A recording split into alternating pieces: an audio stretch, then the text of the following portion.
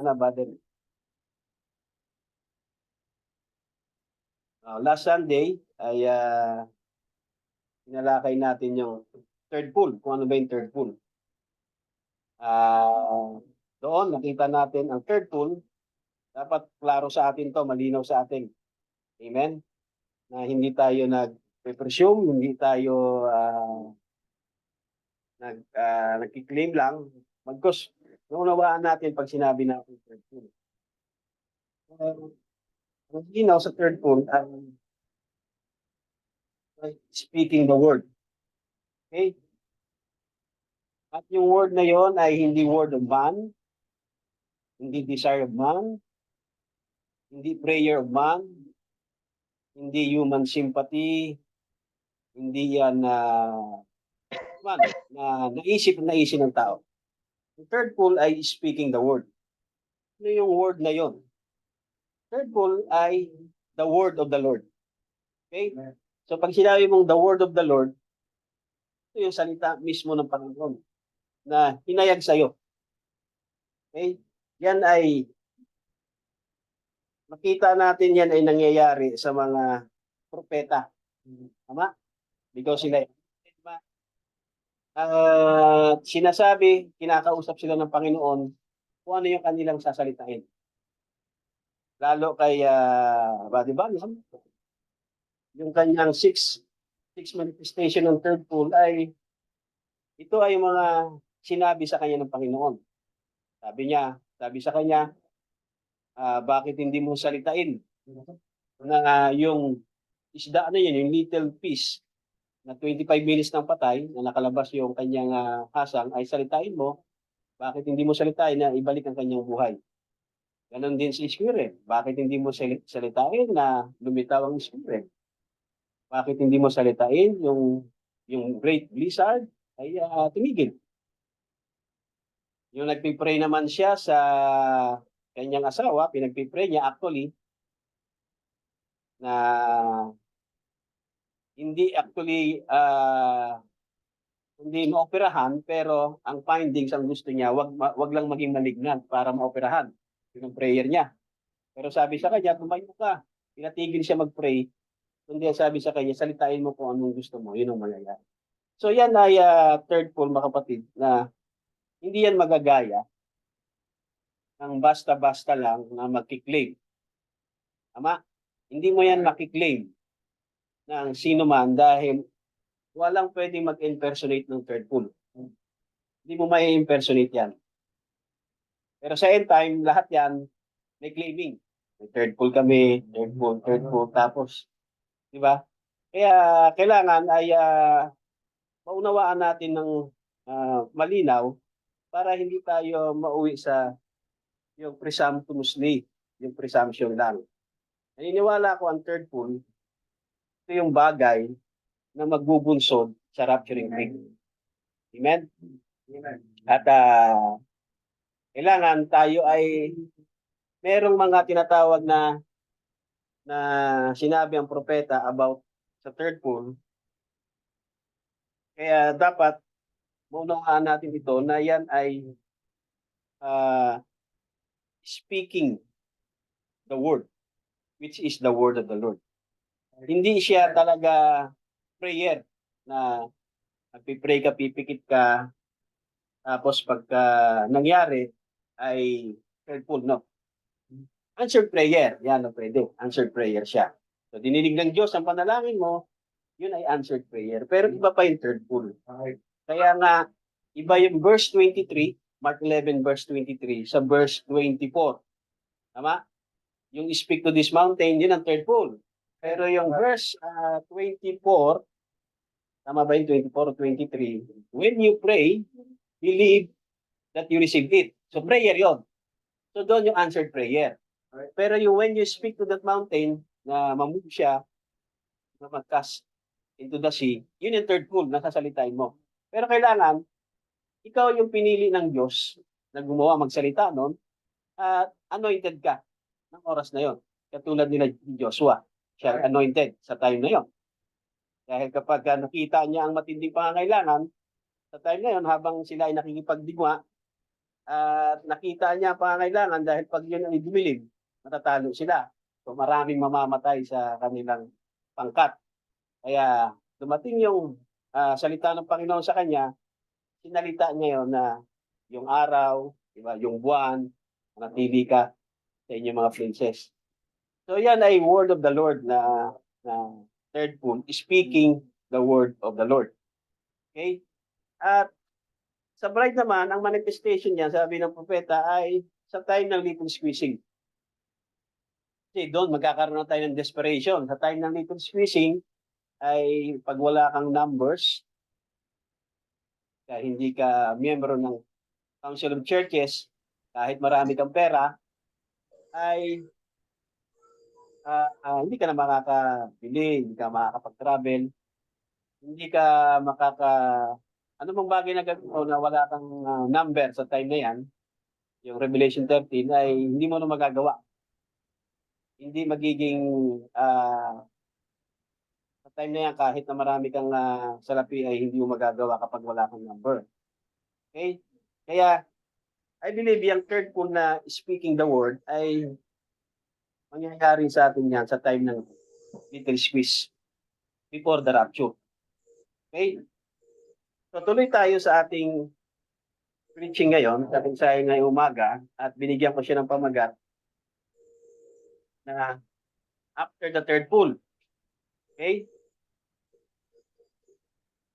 After the third pull. Yan. Bakit may after? Sa Tagalog, pagkatapos. After. Tama? After the third pull. At yung background natin ay inuha ko yung sa panahon ni Noah. Nung isara ng ark at karoon ng baha at ang mga tao ay nagmamakaawa sa panahon ni Noah na makapasok sa ark. Para doon nila na-realize na totoo pala yung mensahe ni Noah na meron talagang ulan. Kasi hindi sila naniniwala doon sa propesya ni Noah na merong ulan na darating kaya sa gumagawa ng ark para paligtasan. Kaya hindi naniniwala sa kanya. Kaya ang title na yan ay After the Third Pull. Okay? Now, kunin natin ang mensahe natin sa souls that are in prison now. Okay? Kung sino sa inyo may spoken word na yan, kung gusto niyo pakinggan, mga kapatid, sa message audio, punta lang kayo sa messagehub.com. Tira tayo sa paragraph 107. Yan. Paragraph 107. Alam nyo, dito rin sa, sa end ay marami ding mga churches na kung saan ang kanilang ministry ay tape ministry. Tama? Ang kanilang klase ng kanilang service ay pareho din halos sa atin na merong kantahan, worship, may mga patotoo. Then pagdating ng preaching, ay ipi-play na nila yung tape. Tatayo yung pastor at sasabihin niya kung ano yung mensahe, then ipi-play niya yung tape. So, ang tawag doon ay tape ministry, playing the tape. At yan ang ginagawa ng Branham Tabernacle. Piniplay nila yung tape. Yun, tatahimik lahat sila habang nagpi-play yung tape. So, ganun lang. Then pagkatapos nun, kasalita ulit yung pastor, then okay na. Okay. Siguro kung tayo ay mga Amerikano, no? American citizen, siguro ay dahil nga English language yun, mas higit nilang mas mabilis o mas madali para sa kanila unawain o ma-catch up yung paragraph by paragraph, di ba? Hindi katulad sa ating mga Pilipino, siyempre ay kailangan medyo pakikinggan mo na mabuti o talagang hahabulin mo na maunawaan mo, di ba? At napakahirap kung ganun lang na magpi-play ka lang ng tape. Amen? Kaya naniniwala ko ay nangangailangan talaga ng ah, pagturo, no? Hindi lang preacher kasi napakaraming preacher. Kahit sino pwede maging preacher eh. Madali lang mag-preacher. Okay? Madali lang mag-preacher. Pero mahirap ang magturo. Kasi nga pag nagtuturo ka, kahit sa eskwelahan, may mga question. So lahat ng turo mo, may mga question yan sa isip ng mga tao. Sasalagin mo lahat yung mga question. Tama? Sasalagin mo yan. Pag hindi mo nasagot yung mga question mo, hindi ka teacher. Hindi ka mag-preach. Hindi ka pwede mag-present na same time teacher ka. You can preach, wala mag-question sa'yo kasi nagpe-preach ka nun eh. Pero pagka dating na sa teaching, may mga sasalagin kang mga question. Okay? Doon mapaprove kung ikaw talaga ay teacher. So, kailangan natin talaga ng tagapagturo upang ginawaan natin itong lahat ng sinabi ng propeta. So, dito tayo sa paragraph 107. Tatalo na natin sa paragraph 107 dito sa message na Souls That Unprison. Gusto kong basahin nyo muna bago natin maunawaan. Okay? Basahin ko muna sa paragraph 107. Now, after Jesus had clearly came, hindi mo tayo nagbasa ng scripture kasi yung scripture, mamaya na yan. After Jesus had clearly came, identified himself, God identified him. And he prophesied. And si Jesus nag-prophesy. And after the days of his prophecy, pagkatapos o natapos na yung days ng prophecy ni Jesus, though scripturally identified, the people rejected him. So may mga tao na may nag-reject kay Jesus sa days of his prophecy. Katulad din sa panahon natin, may mga tao na nag-reject sa message.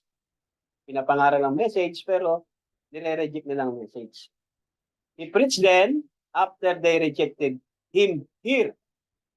Now, yung magiging unang tanong ay saan yung here? He preached then after they rejected him here. Si Jesus ang topic diyan, tama? After daw ng kanyang days of prophecy. Tapos sa baba, the ones that had a possibility of being saved. Remember, when he was preaching, there was a possibility of anybody being saved. We don't know who they are. They are predestinated. But he continually preached. Okay, nagpatuloy siyang mag-preach. Now, dito, titingnan natin dito, merong mga tao nang siya ay nangangaral sa kanyang days of prophecy, ay may mga nag-reject sa kanya. At meron naman, may mga tao na kung saan ay may mga possibility of being saved na maliligtas. Okay? Right. So, nakita natin, merong dalawang group of people sa time ng earthly ministry ni Jesus Christ. Ang Panginoon ay nangaral at prophecy siya, merong mga tao na tumanggap sa kanya, naniwalaan siya, sinampalatayaan siya, naniwala sa salita. Meron naman nireject siya, nireject yung salita. Kaya yung isa na hindi nag-reject sa kanya, sila yung ones that had a possibility of being saved. At tinawag silang they are predestinated o predestinated seed. Sila ay nakatalaga sa kaligtasan. Okay? Pero yung mga na-reject sa kanila, may possibility ba sila na ma-save? Yung nag-reject, wala silang possibility na maligtas. Kasi nga ni-reject nila. So dito, makita natin ay napakalawak itong isang paragraph lang to. Kapag hindi mo na ipailuwanag to, magiging tape ministry lang tayo kasi babasahin mo lang silang babasahin. Tapos, paragraph 108, babasahin mo na naman. Kailangan natin mga kapatid ay yung gift na kayang himayin para maunawaan natin exactly. Kasi si Buddy Banam, hindi siya talaga yung teacher gift eh. Tama, kaya nga, kapag teaching way, tinuturo niya si Dr. Libel. Sige, tanong niyo kay Brother Libel. Okay? Si Brother Libel naman, nung mawala si Brother Branham, tinaas niya yung sarili niya na siya ay teacher of the message. Si Brother Branham naman ay prophet of the message nung mawala si Brother Branham. Amen? Kaya kailangan maunawaan natin itong paragraph 107. Ano ba yung sinasabi niya dito? Sino-sino ba to na kung saan ay mga tao na nireject siya tapos he preached then after they rejected him here. Tapos the ones that had possibility of being saved. Okay, ilang grupo 'yan? Ilang grupo 'yan? Dalawa, tatlo. Okay? Tingnan natin. Ihimayin natin. Now, yung sinasabi na days of prophecy ni Jesus ay yan ay nasa loob lang ng 3.5 years. Then na-crucified siya, pinako siya. Tama? Jesus was exactly preached 3.5 years and was crucified. Nagsimula ang ministry niya, of course, nung binautismohan siya ni John sa Jordan River at bumaba ang Espiritu ng Diyos sa form ng dove at nagsalita, "This is my beloved Son, whom I please to dwell in, whom I please to occupy." So nagdwell sa kanya ang Ama doon sa Jordan River. The Father dwelleth in him sa time ng Jordan River. Doon na nag-start yung kanyang ministry. Okay? Ano yung ministry ni Jesus nung magsimula na? Okay? Sa loob ng 3.5 years. Yan. Una-muna, sinabi sa Luke chapter 19 verse 10, ano ang ministry ni Jesus? Bakit kailangan niyang dumating? Sabi niya, for the Son of Man, si Jesus ang nagsabi nito, for the Son of Man is come. Para ano? To seek and to save that which is lost. So, para iligtas niya yung mga ligaw, yung lost. Yan ang ministry. Bakit dumating ang ating Panginoon? Diba? Luke chapter 19 verse 10. And then, after that, ng 3.5 years na ministry niya, hinuli siya, pinahirapan siya, then pinurusified siya, then siya ay namatay sa krus. Kaya nga, yan yung sinabi kanina sa quote, kanina na binasa natin na after Jesus had clearly came, identified himself, God identified him and prophesied, Jesus was exactly preached 3.5 years and was crucified. Para ano? Ministry niya, for the Son of Man is come to seek and to save that which is lost. Matthew 15:24, but he answered, I am not sent, but unto the lost sheep of the house of Israel. Ama, yun yung ministry niya, bakit siya dumating. Okay. Kaya ano ang ginawa niya? Para ma-save niya yung mga lost, ano kailangan niyang gawin? Mag-prophesy. Ano yung prophesying niya? Preaching to the lost. Para ma-save niya, mga kapatid, which is lost. So, kailangan niyang mag-preaching to the lost. So, yan yung ibig sabihin ng preaching to the lost. Tama? Isang quote lang yan na mababasa niyo sa message. Wala na kayong ibang mababasa dyan. Okay?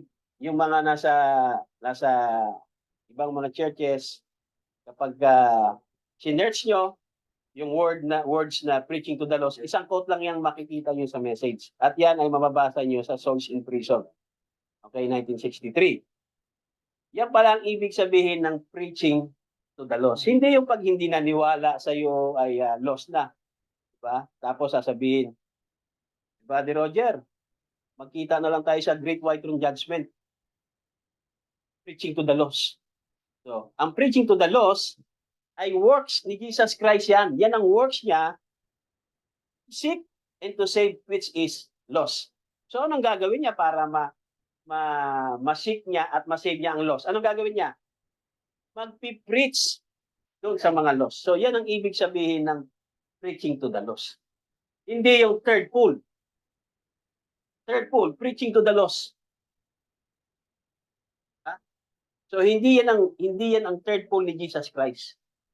Pero may mga churches, lalo yung pinanggalingan natin, pag sinabing preaching to the lost, third pull. Pag sinabing third pull, preaching to the lost. Pag sinabing preaching to the lost, impyerno ka na. Magkita na tayo sa Great White Throne Judgment. Yun yung pinanggalingan natin na ating simbahan. Kaya nagkapasalamat ako kahit wala talaga pa tayong building, church building na katulad dun sa church na pinanggalingan natin, ay mas mapalad tayo dahil nakaalis tayo doon sa mga maling turo. Amen? At ang material thing, secondary yan eh. Pwede kang, marami kang material things like ng Laodicean Church. Di ba? Rich. Pero wala kang spiritual life dahil sa mga maling turo. Kaya mas gugustuhin ko na yung ganito. Wala pa man tayo church building, pero nakalabas tayo mga kapatid sa mga maling turo. Okay? So yan yung preaching to the lost, tandaan nyo. Okay? Yung preaching to the lost ni Jesus Christ, for the Son of Man is to come to seek and to save it is lost. Okay, yan yung preaching to the lost. Mamaya, mapapatunayan pa natin lalo yan sa message. Now, yan yung paragraph 107. Yung sa baba naman, ay yung the ones that have possibility of being saved, yung maliligtas, dahil sila ay mga predestinated, mga predestinado sa buhay na walang hanggan. Bakit sila nakatalaga sa buhay na walang hanggan? Kasi sila yung naniwala nung ang ating Panginoon ay nangangaral. Sila yung nakinig, tumanggap at naniwala. Pero at the same time, may mga tao din na nireject si Jesus Christ. Okay? At meron din sinabi dito, he preached them after they rejected him here. Amen? Yung here, dito sa lupa yon. He preached them after they rejected him here. Now, yan. Nakita natin isa, dalawa. Okay? Yung isang grupo ng mga tao, mga nag-reject sa kanya. Meron naman mga predestinado, mga kapatid. Sila yung mga had a possibility of being saved. Yan. So, yan yung tamang paghimay kung magbabasa tayo ng message. Kailangan nauunawaan natin. Kahit isang paragraph pa lang yan, nauunawaan mo na siya. Hindi lang yung babasahin mo lang na para nag-play ka lang ng tape. Amen. Dapat nauunawaan mo yan at naipapaliwanag mo yan sa mga hearer. Okay? So, meron dalawang grupo. Yung isa ay nag-reject at yung isa ay hindi. Kaya sila yung mga the ones na may possibility na maligtas dahil sila ay mga predestinado. Pero sabi niya, but he continually preached. After ng days prophecy, natapos, tama? Kailan natapos ang kanyang days of prophecy? Nung siya ay pinako, siya namatay. Pero nagpatuloy pa rin siyang mangaral. Saan? Okay, mamaya. Paragraph 108 na. But after the days of his preaching, his ministry continued. Yun, nagpatuloy. Natapos na yung kanyang pangangaral, yung days of his preaching, days of his prophecy. Ang ministry niya, nagpatuloy pa rin dahil merong last group. Ilan na ngayon yan? May last group na. Kanina, dalawa lang, yung mga nag-reject sa kanya at yung mga may possibility na being saved.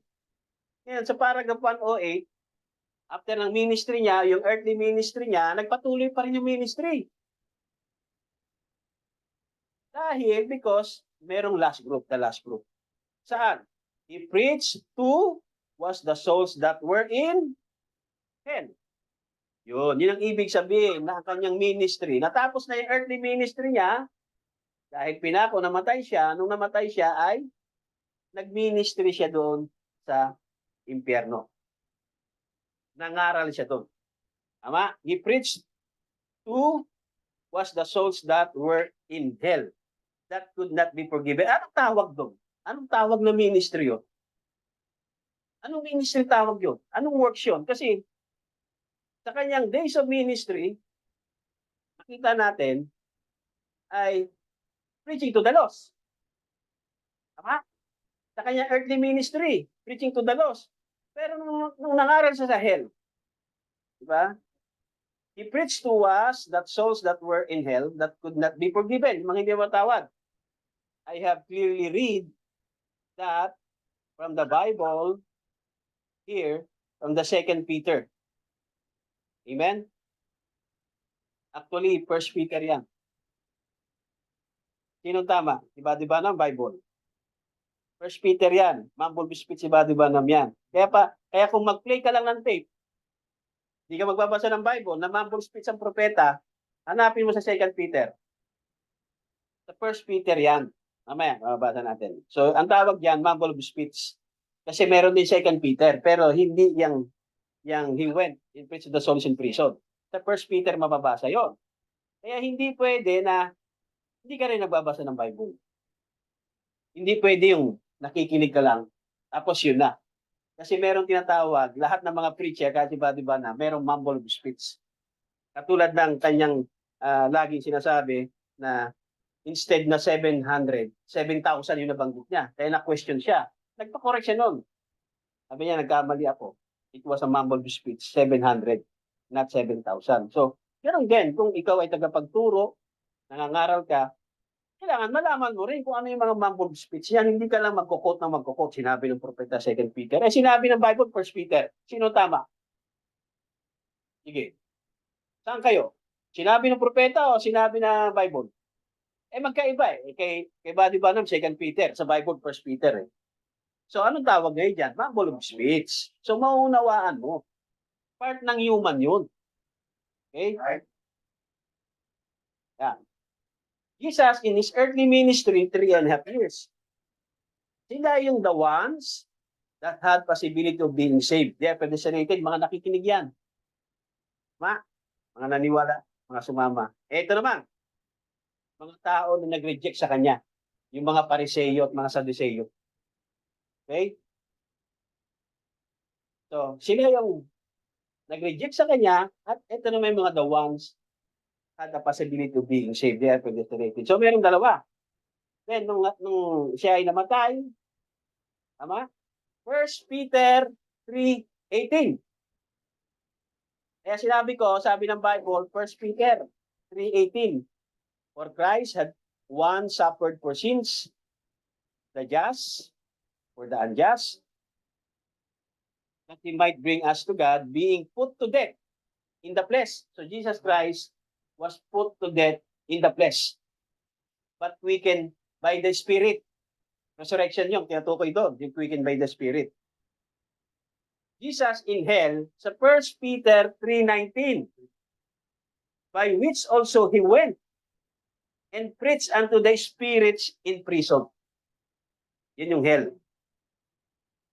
Yan yung sinabi niya sa paragraph 108, but after the days of his preaching, doon sa earthly ministry niya, after, yung ministry ni Jesus pa rin, kahit na wala na siya sa lupa, ay nagpatuloy pa rin doon sa last group. Nag-preach siya to that was the souls were in hell. Yan. Nag-ministry, nagpatuloy pa rin. Tama? Right. Natapos na yung ministry niya, 300 years sa lupa, pinako namatay siya, then sabi sa 1 Peter, bumaba siya doon sa mga spirits in prison, which is hell. Nangaral pa rin siya doon. Kaya his ministry continue on. Yun yung last group. Nag-preach siya sa mga kaluluwa na nasa hell, na hindi na mapapatawad. Dahil ang tao, habang nabubuhay siya, meron siyang chance. Meron siyang last chance. Kaya nga sabi niya, hanggat may buhay, may pag-asa. Ang tao, kahit gano'n siya kasama, meron pa rin siyang last chance na ibinibigay ang Panginoon. Amen? Pero kapag namusong ka na sa Espiritu Santo, kahit buhay ka pa, wala ka ng last chance. Amen? Kapag nag-blaspheme ka na. Mag-blaspheme tayo sa tao, namusong ka sa tao, mapatawad yan. Kapag salita ka na hindi maganda sa tao, awayin mo, o magsalita ka na napapatawad yan. At kayang patawarin din ng tao yan.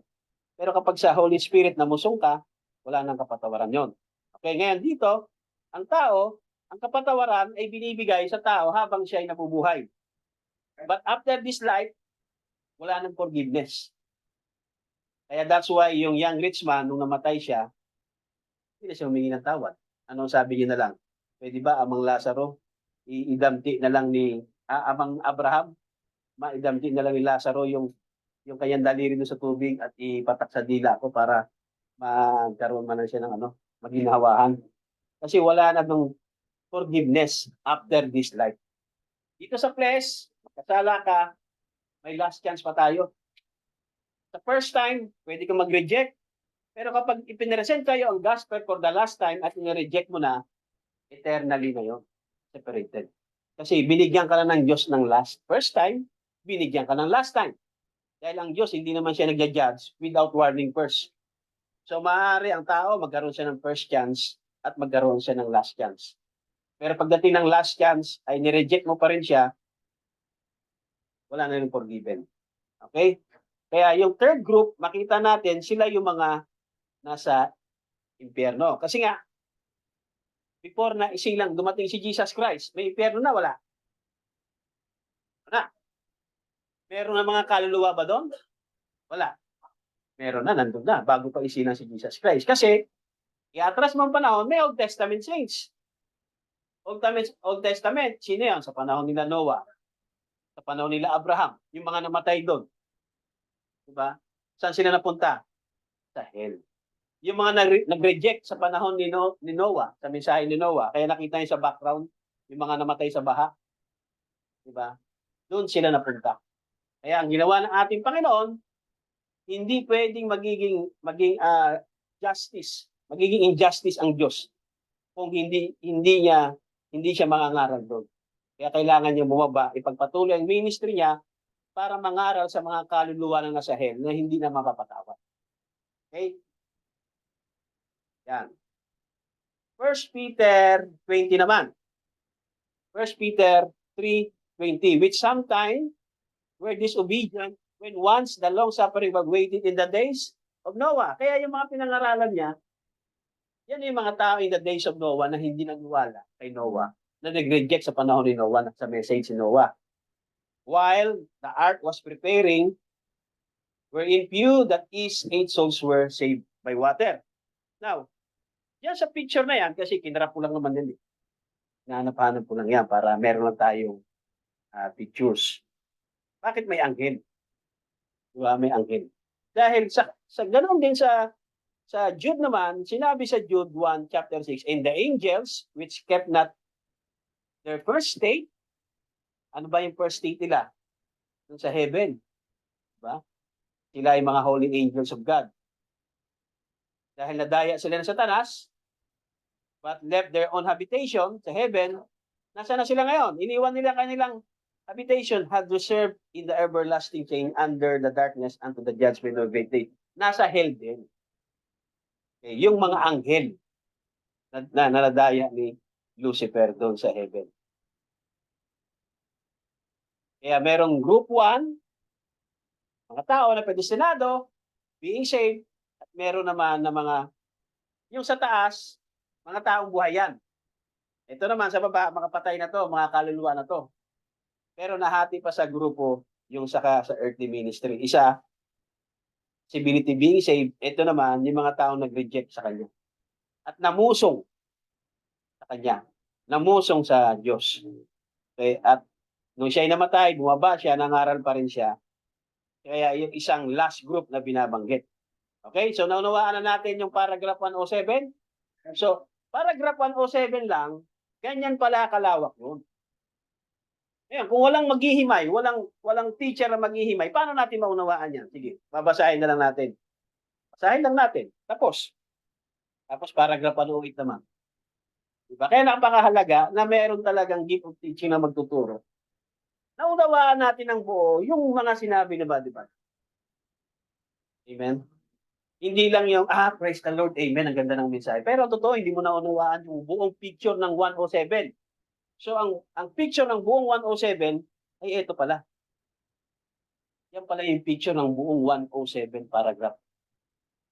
Diba? May mga tatlong grupo na nangaral ng ating Panginoon doon sa mga tumanggap sa Kanya, ng mga predestinado, at meron ng mga nag-reject sa Kanya, at yung mga taong namatay before Jesus Christ sa panahon ni Noah. At yung mga anghel, iatras pa ang panahon, yung mga anghel pa, diba, na nadaya ni Satanas, nangangaral din ng ating Panginoon. Yan yung ikatlong group. So, paragraph 107, ganun kalawak pala yung buong picture. Tama? So, naunawaan natin ngayon, yung paragraph 107.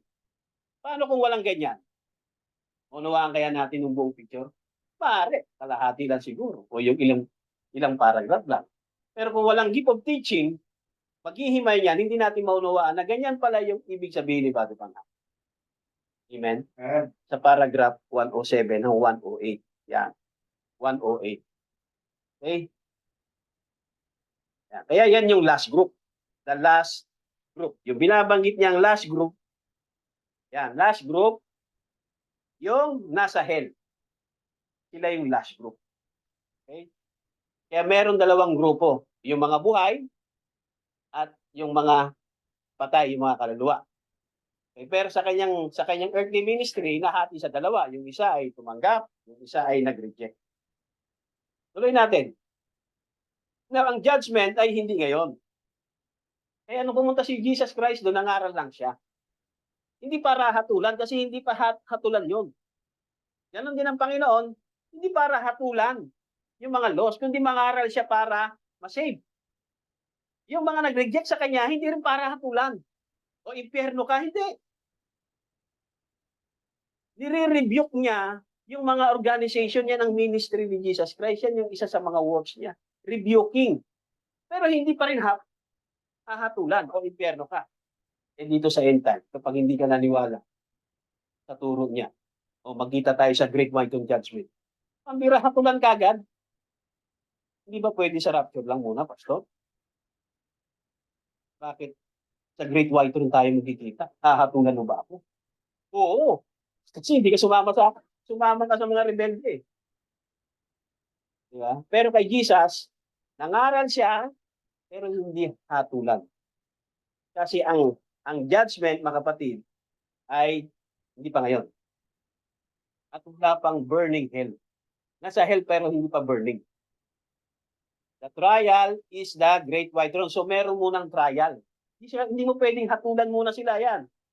Kailangan munang mangaral ang ating Panginoon. Dating ng Great White Throne Judgment, trial pa. Dadaan muna sa trial. Then, tsaka sila hahatulan.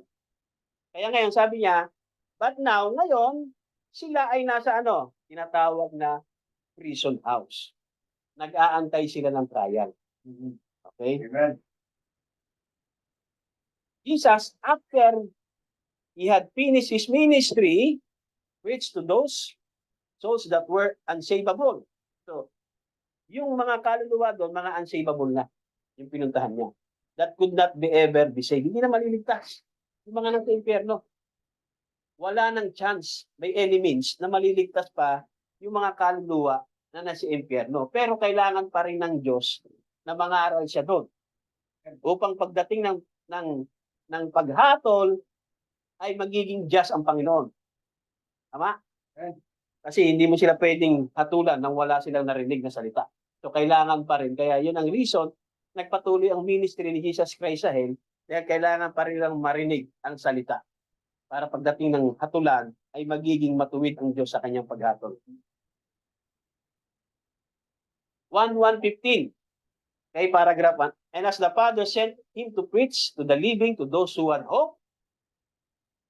Okay. Nag-preach ang ating Panginoon sa mga buhay para doon sa mga may pag-asa. Tama? At the same time, the same message, pinresent siya to those who had no hope. Sino kaya yung mayroong hope? Paano natin malalaman kapag pinresent natin ang message doon sa mga may pag-asa at doon sa walang pag-asa? Yan yung naging ministry ni Jesus Christ eh. Kasi sabi niya, na Jesus said himself, as the Father sent me, so send I you. Ganon din. And as the Father sent him to preach to the living, to those who had hope, and then present the same message to those who had hope. So, ganun din sa atin. I-present natin itong mensahe na to doon sa mga may pag-asa pa at doon sa mga wala ng pag-asa. So, meron dalawang na naman. Meron dalawang grupo na naman. Mga tao na merong mga taong buhay to those who had hope at mga taong buhay din na wala ng pag-asa. Okay? Kanina yung last group, wala na talagang pag-asa yun kasi patay na yun eh. Mga patay na yun sa impyerno yun. Pero dito, mga buhay to, mga living to. Pero yung isang grupo, meron silang pag-asa sa buhay ng walang. Yung isang group naman, wala na silang pag-asa sa buhay ng walang. Paano nangyari yun? Igual pa naman. Tapos wala na silang hope. The same message lang naman ang pinresent. Okay. Yan. Number one, to the living, to those who have hope. Yan. And then present the same message to those who had no hope. Sila pa rin. Kasi nireject nila eh. Tama? Nag-blaspheme, tinawag kong Beelzebub. Tama? So pareho silang buhay. Bakit buhay pa naman to ah? Tingnan natin kung paano sila masasabi na wala na silang pag-asa. Kailan darating yung kalagayan na ang tao, kahit anong present mo ng message, wala na talaga silang pag-asa. Buhay sila. Eh sabi mo, habang may buhay, may pag-asa. Yes, habang may buhay, may pag-asa. Pero pag dumating ka na sa last chance, may piniresent sa iyo ang message at tinanggihan mo, i-reject mo, kahit buhay ka pa, wala ka ng pag-asa sa buhay na walang hanggan. Kaya natin. Yan. Sa Matthew 23:33, ay nirebuke ni Jesus Christ yung mga tao nag-reject sa kanya. Sabi niya, woe unto you, scribes and Pharisees, hypocrites, ye serpents, ye generation of vipers. Paano nalaman ni Jesus na mga serpents yan? Diba? Kasi na-discern niya, alam niya. Amen. God, the Father dwelleth in Him, the Spirit dwelleth in Him. Kaya alam niya, kilala niya yung mga tao na yan, yung mga scribes and Pharisees, mga hipokrito, sila yung mga serpents, ye generation of vipers who can escape the damnation of hell. Buhay pa yan, Brad. Pero ni-rebuke niya na ng mga serpents. Paano kayo nagsitakas sa galit ng impyerno? Buhay pa. Wala pa sa impyerno yan. Merong ganyang mga tao na pala na kahit buhay na, wala nang pag-asa pa sa kaligtasan. Third pull ba yan? Third pull na yan? Nung ni-rebuke ni Jesus Christ yung mga scribes and Pharisees, third pull na yan? Wala na natin mamaya. Ito naman, yung wala na talang kaligtasan. Unsavable na to. Okay? Yung 1 Peter 3:19. Okay? Pero ito, mga kaluluwang nasa impyerno. Pero yung number 1, number 2, mga taong buhay pa to eh. Diba? Yan. Tapos sa 1:16, the ministries must be the same. Ganon din daw. Kung ano yung ministry ni Jesus Christ sa kanyang earthly ministry, yan, earthly ministry ha, wag niyo isama yung sa hell ministry. Sino dito gusto mag-hell ministry? Sino gusto mo pumunta sa hell? Mangangaral sa hell? Sino gusto maging misyonaryo sa hell? Wala naman siguro, no? Kahit ako, ayaw ko. Earthly ministry, yan. Kaya yung sinasabi diyan na the ministries must be the same, dito sa lupa yon, di ba? Hindi na natin ministry sa impyerno, ministry lang ni Jesus Christ yun. So kapag hindi mo naman naipaliwanag yung the ministry must be the same, mangyayari, magmi-ministry tayo sa impyerno. Sino gusto mangaral sa impyerno? Wala. Di ba? At si Jesus Christ lang ang pwedeng gumawa nun at siya lang ang makakagawa nun. Paano naging the same? Sa earthly ministry lang. Okay? Malinaw? The ministries must be the same. Saan? Anong scripture? Yan, 14:12. He that believe on me, the works I do, shall he do also. Yung mga gawa, aking ginawa, ay siya ring mga gagawin nyo. So ano yung mga gawa na kanyang ginawa na gagawin natin? Ano? Gagawin din ba natin yung ginawa niya doon sa impyerno?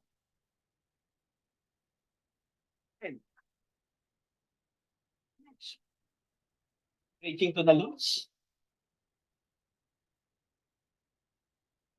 May natin. Ito, hindi may ko.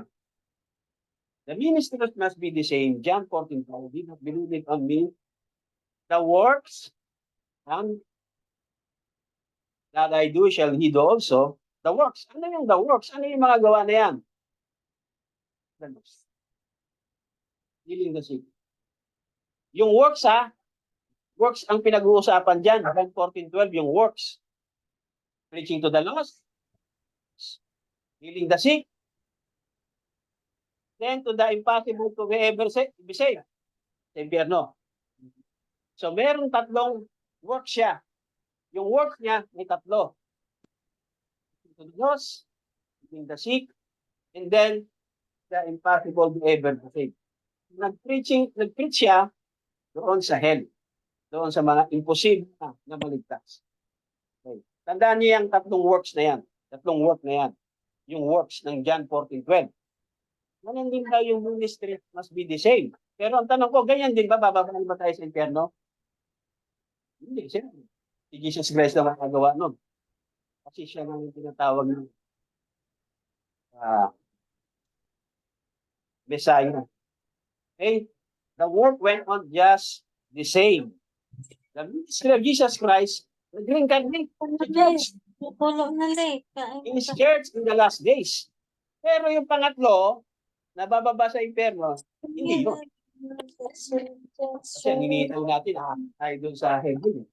Hindi naman. Sino gusto ito mababa mo sa impyerno bago umakyat sa heaven? Diba? So yung the ministry must be the same, yung tatlong works na yan. Pero yung bababa sa impyerno, hindi kasama yon. Okay?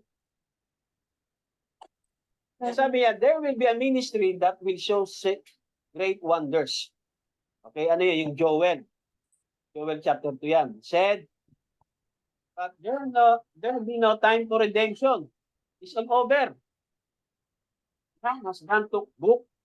It's redemption over. Ang tinutukoy niya dito ay Revelation 10:1. Redemption is over. Okay? Kapag nakuha na yung, natubos na yung akla. In His redemption is over. Redeem is over. Kapag natapos na. So, kailan ma-over ang redemption? Kapag natawag na ang last predestinated person. Hanggang hindi pa natatawag yung last predestinated person, never be saved doon sa Lamb's Book of Life, hindi pa pwedeng tapusin yung redemption. Mamamagitan pa rin ang Diyos. Hindi naman natin malalaman kung sino yung last predestinated person. Mamaya, yung last predestinated person, yung apo ko. Diba, Sarina? Mamaya, yan ang last predestinated person. Kung tatapusin ko na, redemption is over. Paano yung mga apo natin, hindi pa na born again? Hindi naman pwede na, di ba? Yung mga anak natin hindi pa na born again, tatapusin mo na yung redemption. Kaya nga, napakalaki ng turo, mga kapatid, doon sa pinanggalingan natin. Doon sa pinanggalingan natin, tapos na ang redemption. Amen? Kaya pag hindi naniwala sa Kanya, lost na. Kaya, sino kaya ang lost? Yung mga umalis o yung nandoon? Di ba? Pero, yung preaching to the lost ay to save. Kaya pag sinabi mong preaching to the lost, to seek and to save the lost. Hindi pag sinabi kong preaching to the lost, third pool ka na, impyerno ka na. Ayan. Sabi niya, and Jesus, as Jesus, tulad din sa panahon ni Jesus, kasi nag-preach siya at nireject siya, and then went and hunted those that were in there, preached to them that were in prison, could not repent, no time for salvation. So, yung no time for salvation, doon sa hell, yung mga tao doon, yung last group, no time for salvation.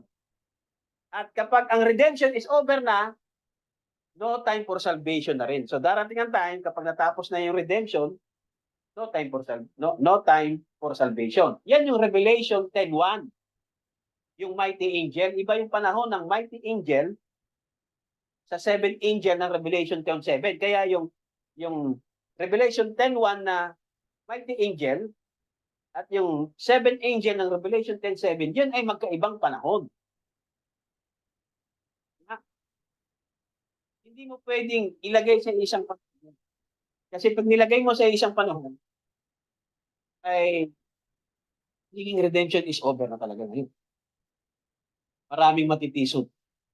Kaya sabi nung ipinresent niya, redemption is over na, Brad, 1963. Sabi nung isang pastor sa Baguio, ganun ba, pastor? Redemption is over na, 1963. Hindi na ako magpapastor. Uuwi na lang ako, magtatanim na lang ako ng kamote. Kasi redemption is over na eh. Diba? Paano yung apo mo? Redemption is over na, yung apo mo, pinagbubuntis pa lang. Tapos nung isinilang yung apo mo, tuwan-tuwa ka. Oh, ang cute ng apo ko. Pero nag-redemption is over ka na 1963. Kaya mahirap kapag hindi natin iniisip ang mabuti yung ating mga binibitawan ng mga. Now, sa sumunod na paragraph, what if that could be the third pole? Question mark. Patanong yan. Pag inalis mo yung question mark, nilagyan mo ng exclamation point, strong message yun. Nagdi-declare siya ng strong message. Pero pag may question mark, patanong lang yon. Tama? Kaya what if kung could be the third pole? Kasi sabi niya, the same ministry will have to repeat again. Ano yung ministry na yon na sinasabi niya? Nung ating Panginoon ay nangaral doon sa ano? Doon sa hell, in prison, could not repent no time. So, paano sabi niya? That same ministry will have to repeat again. Mauulit daw yung ganong ministry ni Jesus. Yun. Kung mauulit yan, saan? Sa impyerno din ba? O sa lupa?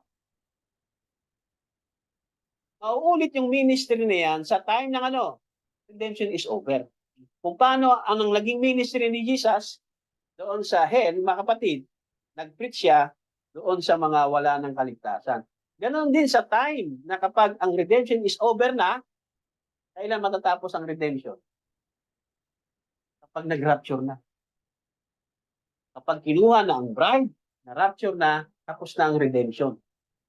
Pero, sinabi niya, next redemption. Meron pang next redemption. Yung 144,000. So, anong redemption yan natapos? Redemption ng bride. Kasi may another redemption pa eh. Ang 144,000 Jews ng Revelation chapter 7 at Revelation 11. Okay? Now, sabi niya, yung ministry ni Jesus Christ, na nangaral siya doon sa mga unsavable na hindi na mag-repent, ay the same ministry will have to repeat again. Will have to repeat again. Ano yan? Present, past tense o future tense. So, sa future yan. Mauulit muli sa future. Tama? Mauulit yan kapag natapos na ang redemption. Kapag tinapos mo na ang redemption, ngayon mo na ilalagay yan.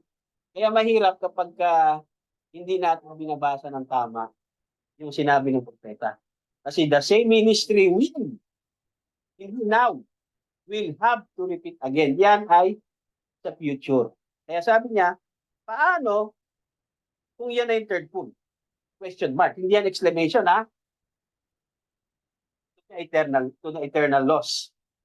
Kasi yung third pole ni Jesus Christ, doon sa impyerno, eternal loss. Preaching to the eternal loss, third pole yun. Tama? Pero yung preaching to the loss ni Jesus Christ sa lupa, hindi third pole yun. To save yun eh. Pero yung ministry ni Jesus Christ sa impyerno, third pole yun, preaching to the eternal loss. Eh, sabi niya, the same ministry will have to repeat again kailan? Sa time ng redemption is over. Kapag natapos ng redemption. I believe with all my heart, natapos ng redemption. Amen? Amen. Bukas pa ang pintuan ng biyaya. Amen. Dahil, I believe, tatawagin pa lang ang last predestinated person doon sa Lamb's Book of Life. But if it is there, question. Ano sabi ng propeta? I hope Tapos tayo noon, redemption is over na. Diba, di ba, ayaw niya. I hope it's not. What if it is? Question mark na rin. Think of just a minute now. What if it is? God forbid. I got a children. I got a grandchildren. Gusto mong tapusin na ang redemption, tapos yung mga apo mo, mahal na mahal mo. Tapos tapos na ang redemption. Yung mga anak mo, hindi pa nababorn again. Gusto mo tapos na ang redemption? Eh, walang grandchildren ang Diyos. Tama? Yung anak mo nasa adultery, tapos na ang redemption. Kawawa yung anak mo nasa adultery. Dalawa asawang living. Sabihin buhay. Tama? Kung meron kang anak na merong dalawang asawa, iniwan niya yung unang asawa, at nag-asawa o siya hindi kasal sa isa ay kasal, adultery yun. Ngayon tatapusin mo na ngayon yung redemption. Paano yung anak mo na yun? May ganong pasto. May mga anak sila na ganon. Na ang anak niya nasa adultery.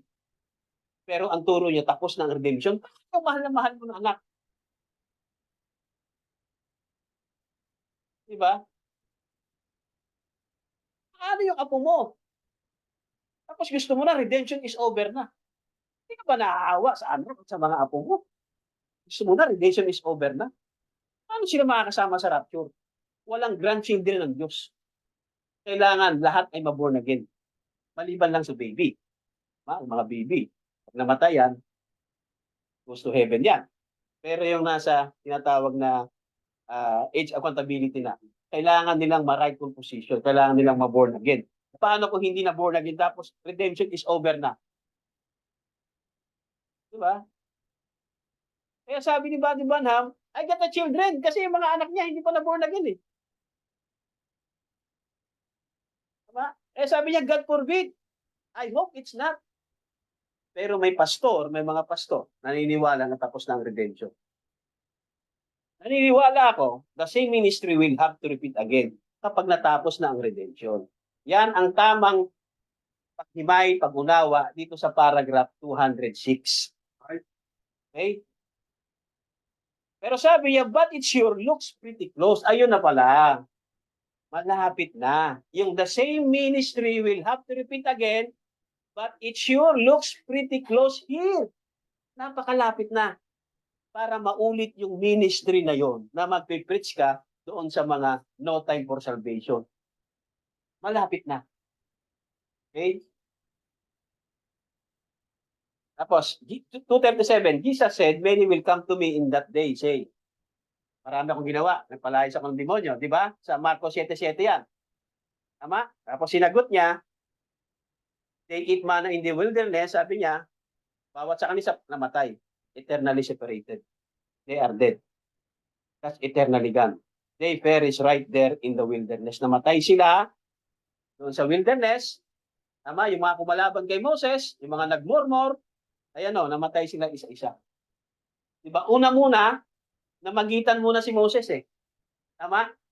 Bago mapas lang yun ang mga taong to, unahin mo muna ako. Hindi tinuloy ng Panginoon. Kaya nagtataka sabi ni Buddy Branham, ay paano nangyari na bago ni Moses ang isip nito? Na hindi niya tinuloy na patayin yung mga children of Israel na nagmurmur sa Diyos. Diba? Pero namatay din. Isa-isa. Natitingwang doon sa wilderness. That's eternally gone. Hindi yung pa rin na bago. Namatay pa rin sila. Diba? Namagitan lang si Moses dahil si Moses ay tumitipo kay Christ. Namagitan siya. Calvary. Amen? Kaya yung mga children of Israel na nagmurmur, nagsalita ng hindi maganda sa Diyos, sa time na yon, that's eternally gone. They perish right there in the wilderness. That's eternally gone. Namatay sila sa flesh, then andun sila sa hell. Isa sila doon sa pinangaralan ni Jesus Christ sa hell. Okay? 2:38. Hebrews chapter 6. Ito yung mga tao na kung saan once that was made known the truth, nalaman na yung katotohanan. Nirefuse nila nalakaran ito. Is no more repentance for them. Ang tawag sa kanila ay borderline believer. If the truth is presented to a person for the last time, and they refuse to receive it, according to the Hebrews, that even nothing in the world can ever save them. Wala na makakapagpaligtas sa kanila. Kahit buhay pa sila ngayon, kahit sila ay pinagpala, materially, financially, kung sila ay masok na sa Hebrews chapter 6, mga kapatid, nirefuse nila yung truth. Pero meron mo ng kondisyon. For the last time. Kasi maaari, first time, hindi na tatanggapin ang mensahe. I-refuse nila ang salita ng Diyos. Kaya sabi dito, di ba, when the truth is presented to a person for the last time. Minsan, ang last time, mga kapatid, sa last breath. Mga ganun. Magkakataon sa buhay, na tatanggapin nila ang Panginoon, magsisisi sila at tatanggapin nila ang Panginoon bilang tagapagligtas, sila ay ligtas. Dahil tinanggap nila ito sa kanilang last breath. Yung sa huling hininga nila. Katulad ng nangyari sa father ni Brother Branham. Tinanggap ang Panginoon sa last breath. Ligtas yung kanyang ama. Amen? Kaya nga, hanggat ang tao ay buhay, hanggat humihinga siya, meron pa siyang last time. Pero pag dumating ang last time, nirefuse niya ito, wala nang pagkakataon ng anumang naawa dito sa mundo para maligtas siya. Yun yung Hebrews chapter 6. Hindi yung hindi lang sumang-ayon sa iyo sa turo mo. Hebrews chapter 6 na. Diba? Release niya lang for the first time, ginawa mo na, last time na. Ang last time. Diba? Hanggang last breath pa yan. Amen? Kaya ang tao pwede pang magbago, pwede pang tumanggap sa Panginoon hanggang last breath. So, yan yung Hebrews chapter 6. Merong last time. Diba? First time pa lang, hindi na unawaan. Tapos, nag-teacher-teacheran ka ng message, hindi pa nag-teacher. Hindi talaga mo unawaan. Tapos sabihin mo, teacher ka na. Kasi hindi mo tinanggap ang message. Paano kung hindi mo na-present ng tamang message? Nag-teacher-teacheran ka. Tinuturo ka ng message pero hindi ka pala yung qualified person to do the job as a teacher. Imbis na mo unawaan ng tao na sineshare, naguluhan. Sinira mo ng Godhead, naguluhan. Diba? Yung tayo pala ni Brother Branham, modalism. Modalism si Brother Branham kasi sinira mo yung Godhead, hindi na unawaan yung Godhead. Sinira mo ngayon. Nagkamali tuloy siya ngayon ng pagkaakala. Akala niya modalism si Brother Branham. Kasi sinubukan mo mag-share, hindi mo naman kabisado ang Godhead. Pag hindi mo kabisado ang Godhead at sinare mo sa may alam, sasabihin talaga nila, ang tayo, di ba, ng modalism. Sino yung nakakalam ng modalism belief? Diba? O, ihanapin nyo sa internet, tagugin yung modalism. Okay, kaya, meron lang fitted for the job para mag-present ng truth. Lalo kung hindi ka tagapagturo, mga kapatid, ay wag mo basta hatulan yung tao kasi mamaya may last time pa yan para tanggapin niyang mensahe. Okay? Imbis na malinawan siya, naguluhan pa lalo sa presentation mo kasi nag-teacher-teacheran ka. Madali lang mag-preach, Brother Roger. Di ba? Maghanda ka lang, basahin mo lang niya, tapos magkwento-kwento ka lang, magkwento ka ng experience mo, magkwento ka ng mga masasayang bagay, magkwento ka ng mga anong bagay na pwede mo ikwento habang sa pulpito ka. Preaching na tawag dun eh. Magbasa ka ng scripture, preaching na yan. Bakbakan mo yung isang grupo, preaching pa rin tawag dyan. Basta nakatayo ang tao, nakapagsalita, tawag nila preaching na eh. Diba? Madali lang yon. Pero yung magtuturo ka, mga kapatid, takot na question ang aabutin mo. Sa lahat ng sasalitain mo, babantayan ng tao ang salita mo. Meron pa nga inilista eh. Gawain ko yan. Sige Brad, present ka. Tahimik lang ako. Okay. Lahat ng sasabihin niya, sinusulat ko. Tapos ka na. Okay, tanong. May 5 question ako nakahanda. Lahat ng sinabi niya nakalista. Sabi mo kanina, unang sinabi mo ganito, ganito. O anong ibig sabihin mo niyan? Ay, hindi yan sinabi ko. Hindi sinabi mo. Ito nga, nilista ko. Ito sabi mo eh. Hindi yan ang ibig ko sabihin. O hindi pala ibig mo sabihin. Bakit sinabi mo yan? O anong ibig mo sabihin sa unang sinabi mo? Ayun na, naipit-ipit na. Kaya mahirap dito sa message, yung mag-teacher-teacheran ka. Kung wala ka talagang gift. Ang teaching kasi mga kapatid, yan ay special gift. Para sa special person, special man. Amen? Kaya yung Hebrews chapter 6, ina-apply yan sa isang tao for the last time. Hindi naman pwede na pag-preach mo, last time na kagad eh. Di ba? Hatulan mo kagad. Hindi tumanggap, hatulan mo kagad. Hindi, may last time pa. Amen?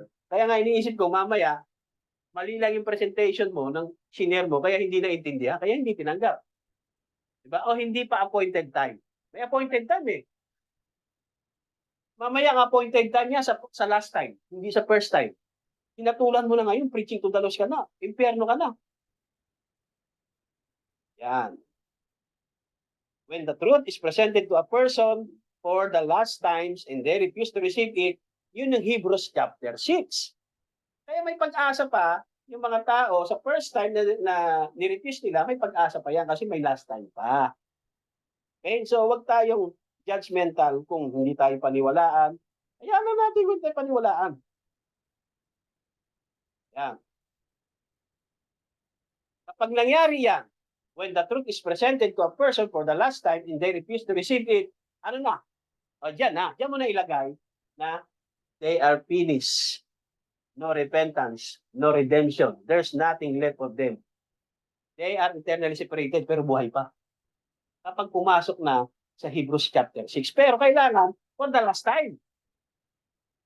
Ngayon, paano mo ngayon malalaman, Brother Roger, kung last time yun na?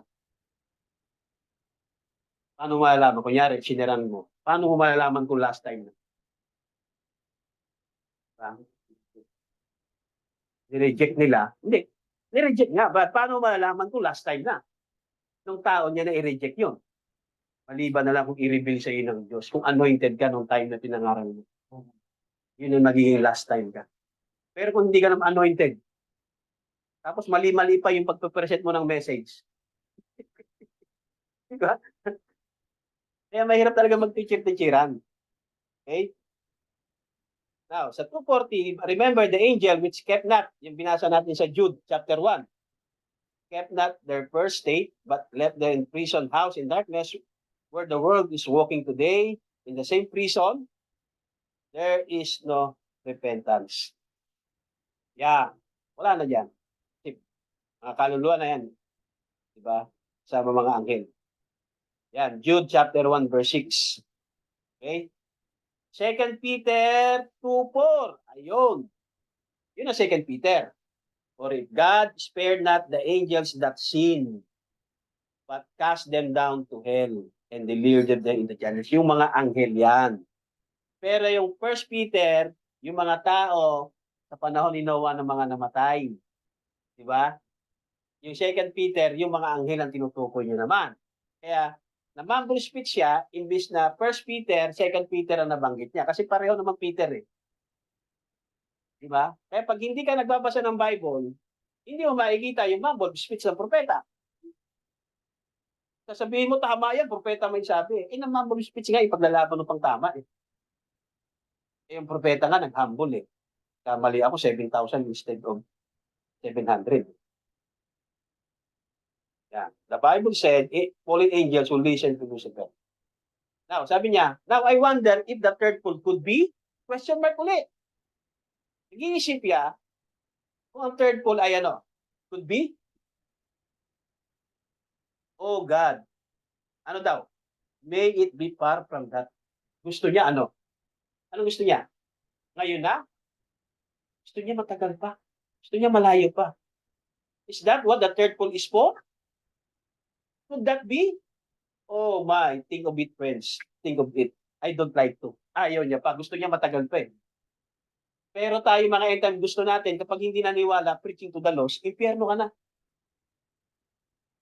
Hindi ka na maliligtas, Brad. Kasi nalaban mo na yung mensahe. Pero ang propeta, ang third pull niya, hindi pareho sa third pull ni Jesus. Ano third pull ni Buddy Branham? Third pull ni Buddy Branham, pinatawad niya, I forgive you of your act. Diba? Yun yung unang manifestation ng third pull. Tama?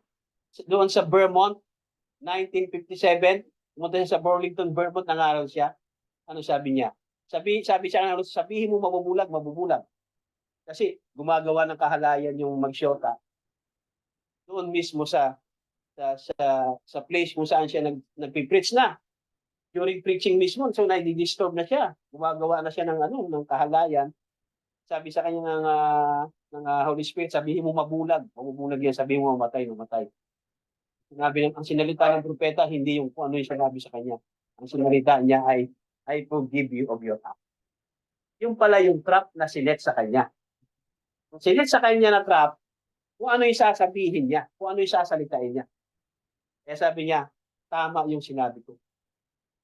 Kaya ang propeta, ang third po niya, sinalita niya ay pagpapatawad. So iba ang third pull ni Buddy Branham kay Jesus. Ano pa ang third pull ni Buddy Branham? Speaking the word into existence, yung squirrel. Tama? Yung resurrection ng little fish, yun yung third pull niya eh. Speaking the word of the Lord. Kasi bago niya salitain, kinakausap siya ng Panginoon. Bakit hindi mo salitain? Bakit hindi mo sabihin? O nagpipray-pray ka pa dyan. Tumayo ka. Bakit hindi mo salitain? Kung ano sasabihin mo, mangyayari. Yun yung speaking the word of the Lord. Yun ang third pull. Hindi praying. Hindi ka nagpipray. Kaya iba yung Mark 11:23 sa 24. Yung 24, yun yung nagpipray ka. Ask what you will, it shall be given. Pero yung sasalitain mo mismo, nakatayo ka, nakadilat ka, sasalitain mo, yun yung third pull. Kaya nga, ang third pull, sabi niya, what is the third pull? Yung sword of the king. Ano yung sword of the king? The word of the Lord. So, ang sasalitain mo, the word of the Lord. Okay? So, yun ang mga sinalita ni Buddy Branham. Okay, yun ang third pull ni Buddy Branham. Okay, pero kay Jesus, ang third pull niya saan? Saan ang third pull niya? Sa hell. Okay. Now, sa Matthew 23, begin sa 27 verse, ito na yung isang ministry ni Jesus Christ. Isang ministry tingnan natin saan nakapaloob to. Kasi ang ministry ni Jesus Christ consisted of three. Ang ministry ni Jesus Christ consisted of three. First pull, second pull, third pull. Tingnan natin yung Matthew 23 verse 27 kung saan yan nakapaloob. Binasa niyo yan, ito yung woe unto you scribes and Pharisees. Yan. Hypocrites. Hypocrites. At ang basa dito ay hypocrites. Okay? Ang basa dyan ay hypocrites. Yung sa baba, anong basa dyan? But within you are full of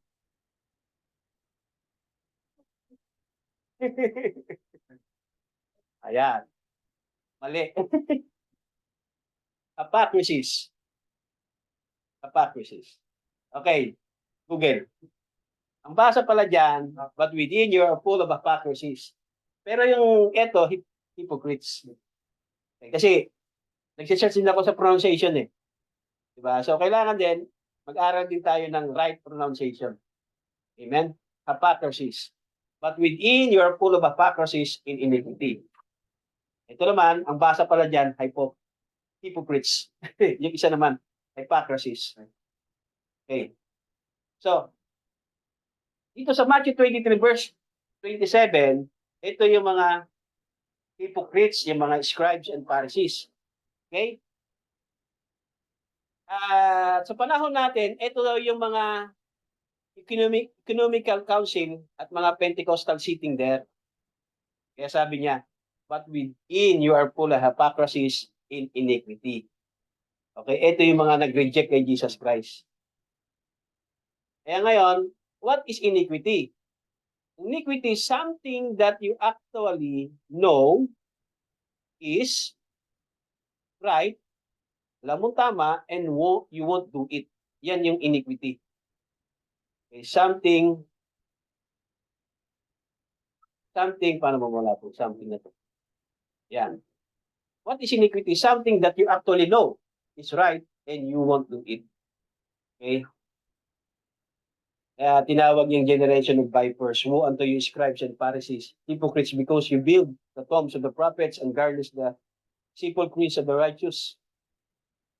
That's just what taking place. Ye serpents and generation of vipers, how can you escape the damnation of hell? Anong works yan? Anong ministry yan ni Jesus Christ? Tingnan natin. Now, he's talking to ministers, yung mga Sadducees and Pharisees. Ano sila? Mga holy men. Yun ang tingin ng mga tao. Sabi niya, and you can stand and compromise for a few lousy, sticking dollars for some popularity, pera, popularidad, and somebody to pat you on the back, tingin ka at tatawagin kang doctor. How can you say you love those people? The second pool was the discernment of the spirit, the prophecy. Okay, so ang second pool ay discernment of the spirit, prophecy. Tama? Madi-discern niya yung spirits, mga tao, then magsasalita siya. Tama? Hindi pwedeng hindi pwedeng walang discernment. Okay? Hindi ka pwedeng magsalita ka lang dahil galit ka lang. Ganun ang tao, pag galit, bigla ka magsasalita. Ika-curse mo, umurahin mo. Pero ang Panginoon, bago siya mag-prophecy, nadi-discern niya muna yung spirit ng mga tao, yung kausap niya. Kaya ang second pool was the discernment of spirits. Then, magpapropesya siya, the prophecy. Ang una muna ay healing of the sick. So, first pool ay healing of the sick. The second was prophecy that went forth and known the secrets of the thoughts. Nalalaman niya yung isip. Kaya tinatawag niya na hypocrites. Iniquity. Tama? Ano sabi niya dun sa mga generation of vipers?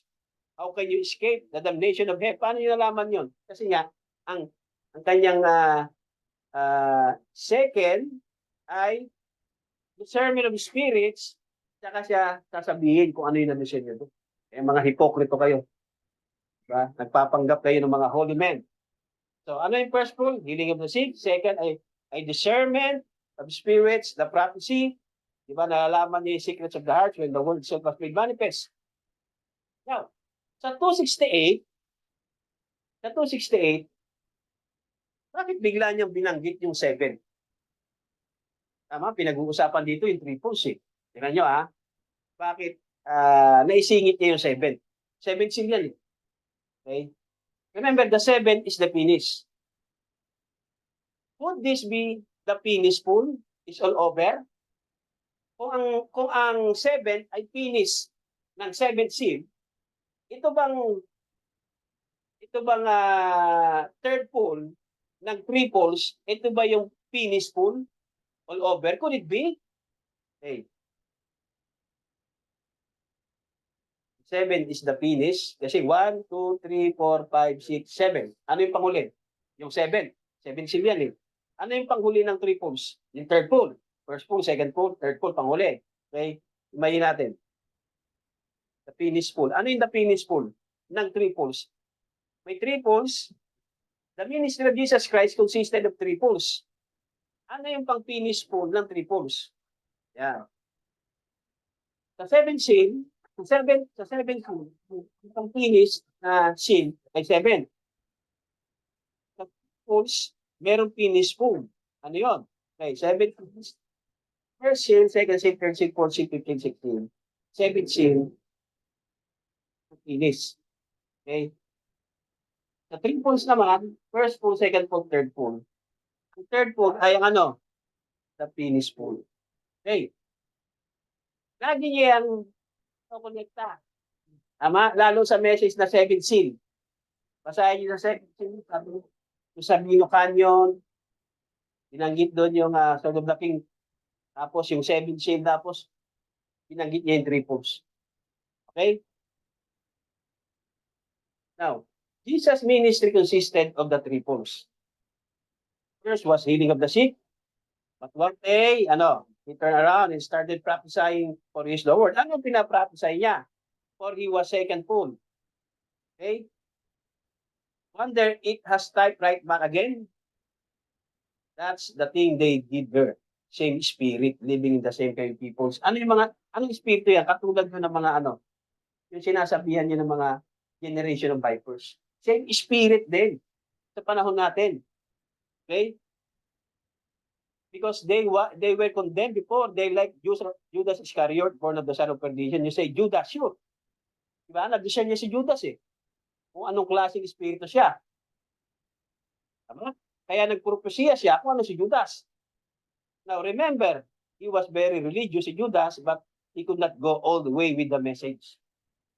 They can take healing and things like that, but when it comes to God speaking His spirit into existence. Sino dito? Ngayon, may third pula ganyan. Diba na palang? Kasi yung speaking, wala. Tama? Out of natin yun. Walang squirrel talaga. Anong nangyari? Ang Diyos nag-create ng squirrel. Kaya iba yung multiplication, iba yung talagang speaking into existence. Kaya sabi niya, yung minultiply niya yung tinapay, yung isda, at yung water turned into wine, multiplication lang yun kasi may substance na eh. Minultiply niya lang. Pero yung third point talaga, ay ano, speaking squirrels into existence. Sino meron ganyan na? Into existence. Yung nire-rebuke mo yung mga espiritu, rebuking yon in the name of Jesus Christ. Tama? Pero yung third point, mga kapatid, mabigat ito. God speaking squirrel. Wala talaga ang Diyos. He created 3 squirrel. Creation. Yan ang third point. Pero kung nag-pray ka, at sinagot yung prayer mo, answered prayer tawag doon. Hindi pa third pull yun. So, kailangan, sigurado tayo. Kasi lahat magkiklaim eh. Alam mo, wala kaming gasol, Brad. Nag-pray ako. Aba, yung gasol nagkalaman. Diba? Speaking the word into existence.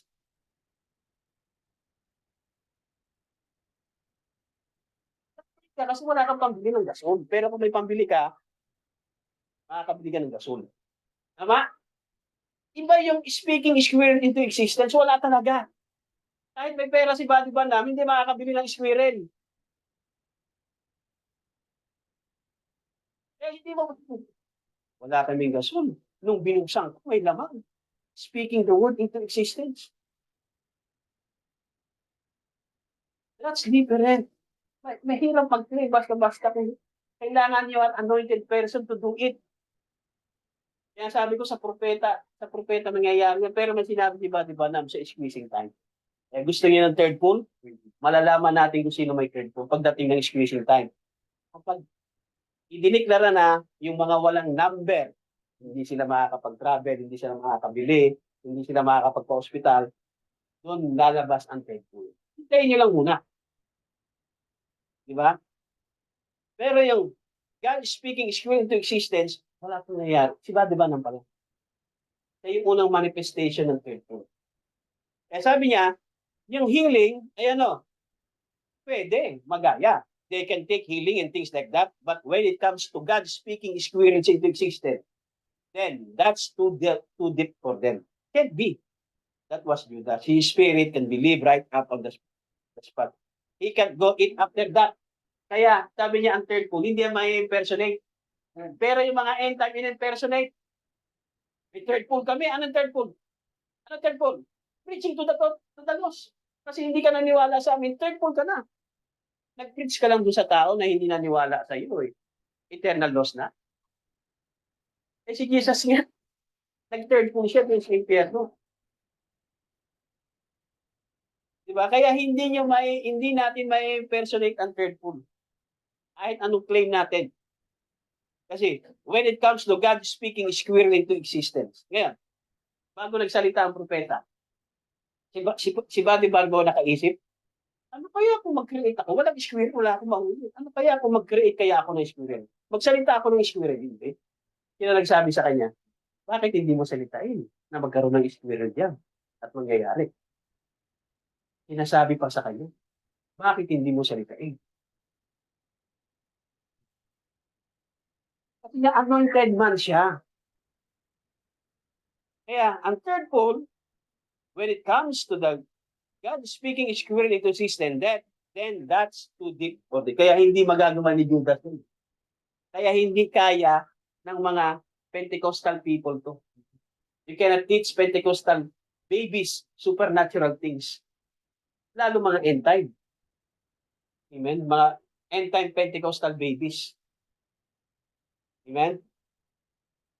Now, Jesus' ministry, when he was healing the sick, when the prophecy went forth condemning the organization, then it changed. So, ano yung prophecy ni Buddy Branham under the second pool? Ano yung prophecy?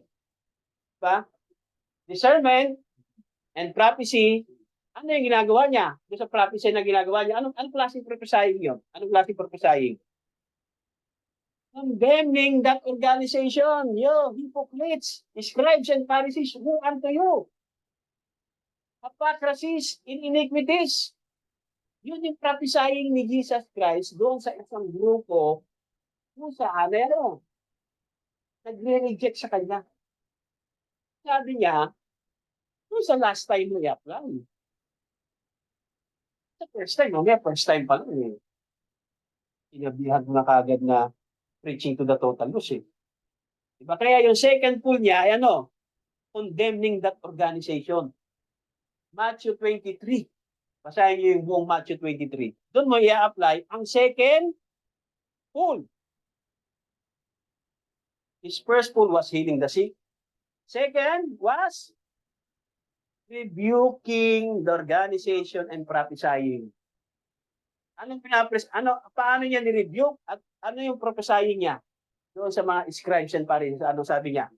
Ang sabi niya, you generation of vipers, paano kayo nakatakas sa galit ng impyerno? Yun yung rebuking and prophesying. Yun yung second pool ni Jesus. Nade-discern niya kung anong klase ng tao, ng espiritu. Yun yung second pool ni Jesus. Tayo ba, kaya ba natin gawin yun? Diba? Paano kung hindi lang nag-agree sa'yo? Dahil iba yung paniniwala niya, pero mabait naman. Dahil hindi lang nag-agree sa'yo, hindi naniwala sa'yo. Lost na. Condemn mo na. Si Jesus, anointed siya kasi ang Espiritu ng Diyos nakadwell sa kanya, nadedesya niya. Ganon din si Buddy Branham na mayroong discernment of spirit kasi nga, meron siyang gift of discernment. Nababasa niya. Detect niya ang sakit. Nababasa niya ang puso't isipan ng tao. Sino may ganyang gift pa? Talagang teacher na natin. Diba? Pero nag-discern ko kung tama o mali sa pamamagitan mo yun. So kung meron kang word, nag-discern mo kung tama o mali ang ginagawa ng tao. Kung meron kang word at namumuhay ka sa word, malalaman mo yung wrong spirit ng tao kung sino kausap mo. Nag-discern ko, wrong spirit ka. Diba? Pero yung nababasa at isipan ng tao, wala akong ganun gift. Baka ibang tao may ganyan, I don't know. Pero ako, wala pa akong nakikita ganyan na may gift. Iba, diba naman ang nalalaman. Even yung nadi-discern niya, isipan, puso ng tao. Yung kay Buddy Branham ngayon. Pero kay Jesus, nire-rebuke niya ang organization at pinaprophesy niya na ayun, mga lahi ng kung sino ang diba, nagsitakas kayo sa galit ng impyerno. Yun yung second pool. So, ito naman yung third pool. Ang third pool niya naman, but his third pool was preached to the lost that could not be saved no more. Saan? Saan ang third pool? Sa lupa? Preached to the souls in hell. Now, himayin natin. Jesus' ministry consisted of three pools. First pool, healing the sick. Second pool, rebuking the vision and prophesying. The third pool was preaching to the lost that could not be saved no more. Eternal loss. Preach to the soul. Yan yung three pools ni Jesus Christ. Yung dalawa, sa lupa, parehong buhay. Yung isa may pag-asa, yung isa ay wala ng pag-asa. Yung pangatlo, yung last group, ito yung mga nasa prison cell na nawala na talagang pag-asa na maliligtas kasi mga kaluluwa na sila, mga patay na sila. Wala talagang pag-asa. Di ba? Ngayon, yung sa second na mga nag-reject sa kanya, for the last time gagawin nila yon. Di ba? Doon pa lang sila papasok sa na ano, wala na silang pag-asa sa kaligtasan. Sa last time pa rin. So, yun ang malinaw mga kapatid. Kapag sinasabi natin na si Jesus Christ, merong tinatawag na triples. Diba, di ba, Ham? May triples. Pero ano ang third pole ni Jesus? Third pole ni Jesus sa impyerno, nangaral siya doon. Ano yung third pole ni Buddy Banham? Ano third pole ni Buddy Banham? Nangaral ba siya sa impyerno? Third pole ni Buddy Banham is speaking the word. When it comes to God speaking squirrels into existence. Out of nothing, out of substance. Tama? Yan ang third pole. So, dyan na tayo mag-i-stop dahil mahaba pa yan. So, part 2 tayo Sunday Sunday. So, review lang ng konti. Jesus in his earthly ministry sa 3.5 years. Meron 2 tao, pareho silang buhay. Yung isa ay mga tumanggap, mga predestinado. Sila ay mga the one that had the possibility of being saved. Mga nakinig, mga sumunod kay Jesus. At meron man nag-reject sa kanya. Okay, then nagpatuloy ang ministry niya after ng tinatawag na kanyang death. Siya ay bumaba sa impyerno, 1 Peter 3:19. Amen. At nangaral siya dun sa last group, yung mga unsavable. Okay? Yan yung, yan. His first pool was healing the sick. Second pool ay rebuking the organizations and prophesying. Then the third pool was then he preached to the lost that could be saved no more. Preach to some. So, meron bang makakapagsabi dito na inimbento ko lahat to? Wala naman siguro, no? Kahit isa. Kasi lahat yan, galing lahat sa quote yan. Lahat yan galing sa Bible. Wala akong inimbento. Anong ginawa lang natin? Hinimay natin lang. Nilinaw natin, itinuro natin. Sinimplify natin para maunawaan natin yung mensahe. Hindi lang yung playing the tape, hindi lang reading the quotes. Okay? So dito, nakita natin ng malinaw na parang, ano may parang puzzle. Binubuo yung picture pero pinasel mo siya bago makita yung buong picture. Yan ang kalagayan ng tinatawag na message dito sa The Message Tabernacle. Binubuo natin yung picture ng malinaw. Okay? Kaya his first pool was healing the sick. Second was rebuking the organization and prophesying. Ito, wala nang hope yan eh. Ito, may pag-asa to na maligtas. Dito, wala na. Ito, wala na talaga kasi mga kaluluwa na yan. Pati nga anghel kasama eh. Okay? Kaya may 3 grupo yan. Now, pagdating naman sa John 14:12 naman, John 14:12 ba?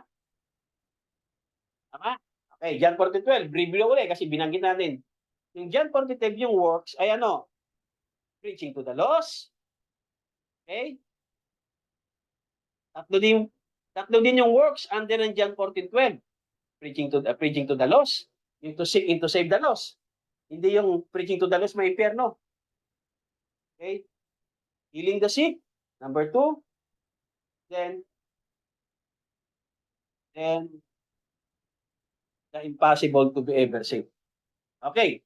So, yung impossible to be ever saved, anong pool yan sa 3 pools? Third pool. Yung healing the sick, ano yan sa 3 pools? First pool. Yung preaching to the lost, saan mo ilalagay yan? Diba? Saan mo ilalagay yung preaching to the lost? Hindi mo siya ilalagay doon sa impossible to be ever saved kasi third pool yan. Eh, yung preaching to the lost, saan mo ilalagay?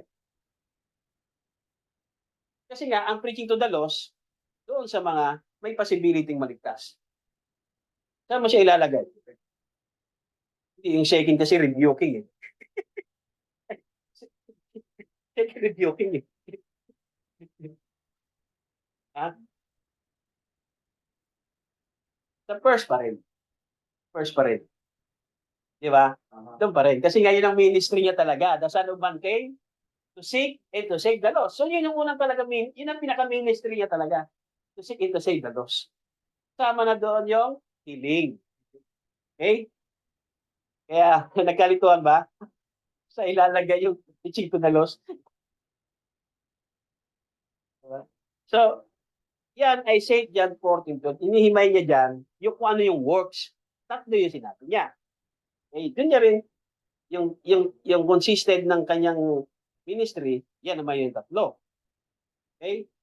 So, pag wala tayong ganyang gift, mga kapatid, hanggang ngayon, hindi natin maintindihan itong soul salvation. Kung wala tayong gift of teaching.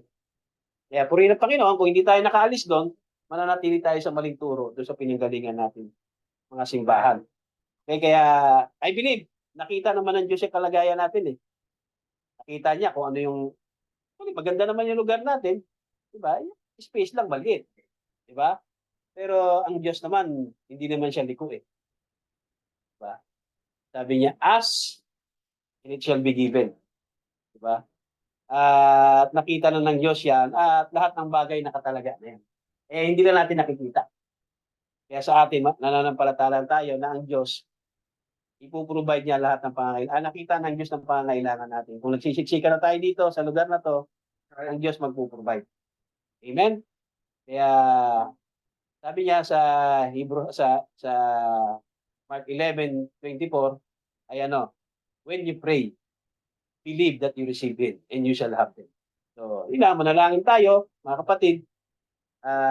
Naniniwala ako ba yung pagkakaloob sa atin kung manalangin tayo, hindi man natin nakikita pa, eh naniniwala ako mga kapatid na nandyan na ang biyaya ng Panginoon. Amen? Gaya ng kay tinawag na Father of Faith, di ba? Antay siya ng 25 years, di ba? 10 years, 15 years, 25 years, even bago dumating talaga, mag-come to pass yung promise yan. Kaya, I believe, dito sa TNT, may nilaan at tinalaga at pinangako ang Diyos sa atin. Hindi lang talaga tayo, ayoko lang talaga yung lalapit sa mga simbahan at hihingi ng tulong. Ayoko. Kahit na merong nag-offer sa akin, before pandemic pa may nag-offer na eh. Di ba?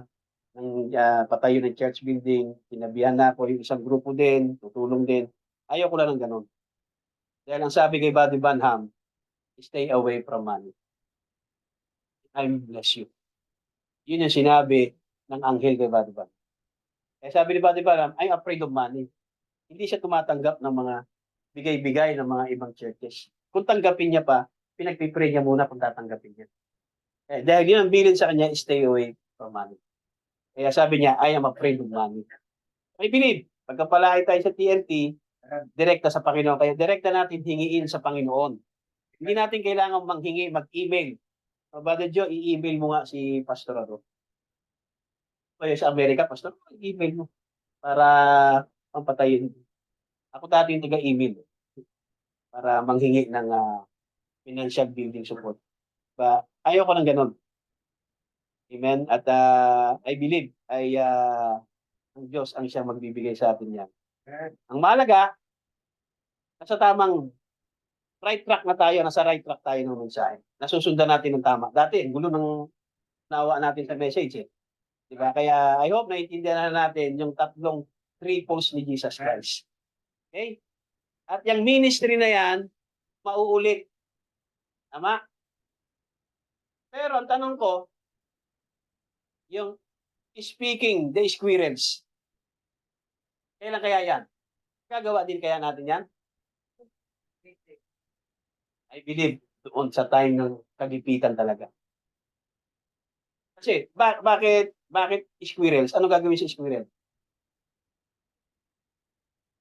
Diba? Kakainin. Hindi naman pagkain ni Buddy Banham. Pero, itak niya muna, hinuli niya, then niluto niya, tsaka niya kinain. Hindi yung pagdating ng squeezing, Brad, sasalitain natin fried chicken.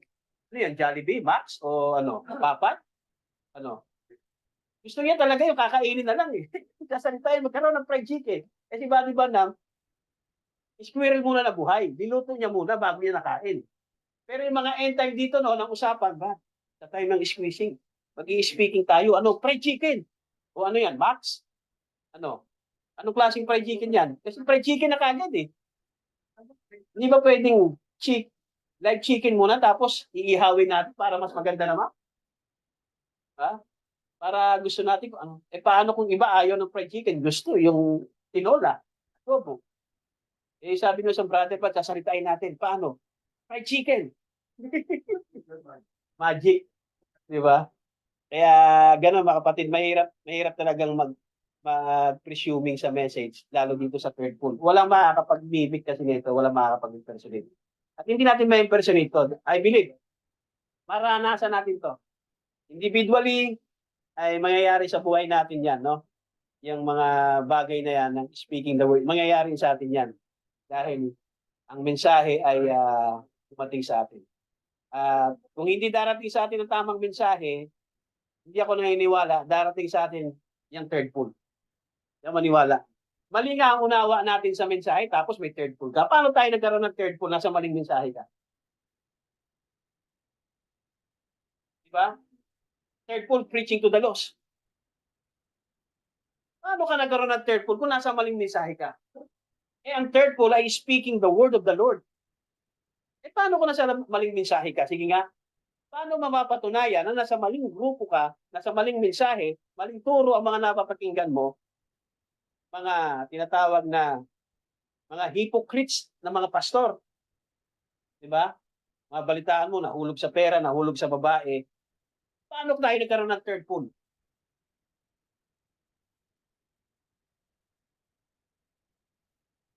Sabihin mo, mali turo nila.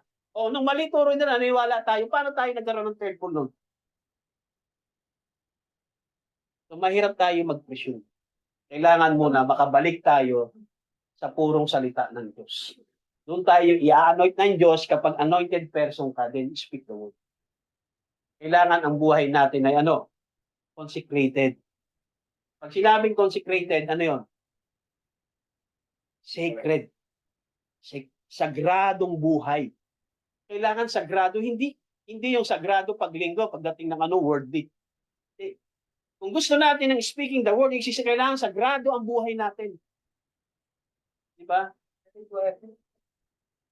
Mayroong tinatawag na tatlong bagay na sinabi doon. Teka muna ha. Lalabas muna ako doon. Balikan lang natin. Balikan lang natin yung nakaraang Sunday. Hindi kasi na-upload eh. Mamaya upload na raw ni Chef. Hindi na-upload eh. I-upload mamaya ni Chef. Yung Sunday. Okay. Labas ko lang ano.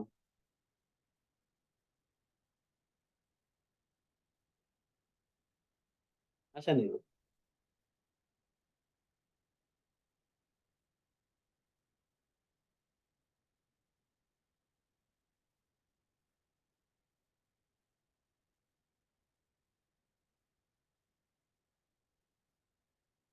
Wala na, no? Ayan, ito na lang. Ito na lang, ano? Yan na lang. Nakikita ba sa screen?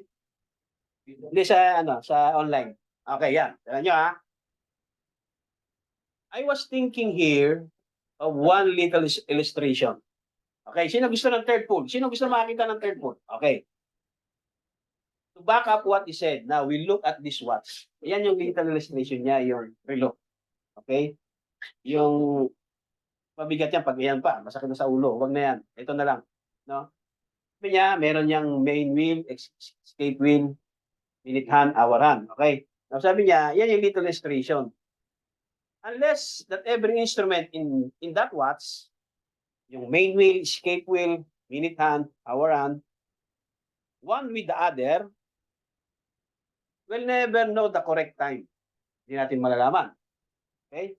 Kapag hindi nakapag-cooperate makapatid yung minute hand, sigurado yan, late or masyadong advance. Okay. And that takes all of us all together. If we want to see the third pole, kung gusto natin makita yung third pole, really do something for God. Meron tayong gagawin talaga sa Diyos. It's coordination with every one of us together to humble ourselves before God and confess our wrongs and pray and believe God for these things if we want to see the third food. Okay? At meron pang binanggit, di ba? Yung tatlo, nawala eh.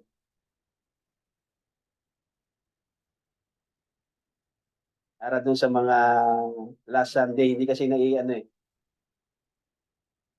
Yan. Okay, yan. Sabi niya, sa Mark 11:24, if you say to this mountain, not if you pray this mountain. Kaya iba yung verse 24 sa 23. Okay? Sa 25 yata. Okay? If you say to this mountain, not if you pray to this mountain. Kaya ang third pole, hindi yung ipagpipray mo. Ang third pole, if you say. Kaya sasabihin mo, ikaw bundok, malipat ka doon at hindi ka magkakaroon ng pagkalilangan sa iyong puso at kung anong sinabi yung mangyayari. Now, if you say it just presumptuously, hindi talaga mangyayari kasi presumptuously. But if something in you, ano yun? Ano yung something in you? That you're anointed for the job. Kailangan pala, anointed for the job. May job. Tama? Mayroong misyon. May purpose. Yung katulad kay Joshua, may purpose yun, may mission yun eh. Nagigera yun. May matinding pangangailangan doon. Pag dumilim yung patay lahat sila. Matatalo sila. So, merong job. Kailangan you are anointed for the job. And we'll know that it's the will of God to do it. Kailangan alam mo. And we'll say it, mangyayari. Yan ang third pool. Yan yung Mark 11:24. Hindi yung magpipray ka. Kung nagpray ka, nangyari, ang tawag doon ay answered prayer. Hindi pa third pool. Pero parehong maganda yun. Nagpray ako, answered prayer. Nagsalita ako, nangyari. Pareho lang, di ba? Pareho nangyari. Pero iba pa yung prayer, iba pa yung third pool. Diba? Kaya kung nagpray ka, tapos biglang nangyari, miracle yun. Di ba? Nagpray ka, gumaling, miracle yun. Kasi instant. Pero hindi pa yung third pool. Healing the sick pa lang yun. First pool pa lang. Diba? Pero yung sinalita mo, na ikaw, sakit, karamdaman, mawala ka sa katawan ng tao yan, third pool yun. Okay? Eh sabi niya, it must be given according to the person he has chosen to do it by. Diba? At isa pa, if you abide in me, and my words abide in you, ask what you will, it shall be done to you. Doon mo i-apply yung Mark 11:24. Kailangan naka-abide ka kay Jesus, sa kanyang salita, and ask what you will, it shall be done to you.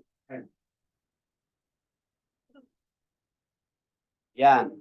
Kinreate niya talaga yung tatlong squirrel. He created 3 squirrel. Out of nothing yun, wala talagang squirrel. Nag-create ang Diyos. Katulad sa beginning. Just speaking the word. Yan.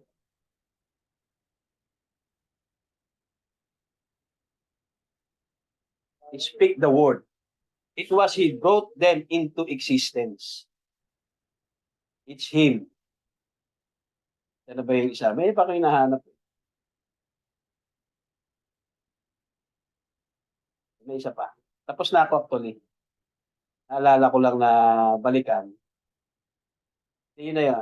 Nag-ano pala ako doon, no, na balik tayo. Ginawan ko ng PowerPoint yun. Yan. Yung third pole, ay ano, a sword drop in my hand is the king's sword. Okay? The word of the Lord. So, sinabi may third pole ka, meron kang king's sword. Meron kang word of the Lord. Kaya ang third pole is speaking the word of the Lord, not prayer. Yari. So, may pag-pray. Awa ka, katulad kay Brother Roger. Tinestimony niya, may dumalaw na anak ng kaibigan niya, may sakit, ano ba yung bad? Autism, naawa siya. Pinag-pray niya. Diba? Ang tawag doon ay ano, Christian love, divine love. Amen, pinag-pray niya. Diba?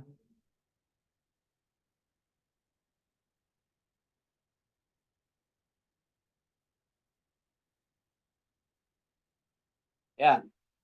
Speaking the word of the Lord. Yan ang third pull. Okay? Yan. You're anointed for the job and will know that it's the will of God and will say it, it's got to happen. Or if a man or a woman is so consecrated and surrender to God, that God just move in and use their voice. Gagamitin lang yung boses mo. Kaya, hindi yung sariling isip mo. Hindi yung naisip mo lang, salitain ko. Ang Diyos, gagamitin lang yung boses mo. Kaya hindi talaga ikaw yung nagsalita. Kundi, ang Diyos ang nagsalita. Yun ang third pull, speaking the word of the Lord. Tama? Para hindi tayo mauwi sa presumption. Hindi tayo mauwi sa sa tinatawag na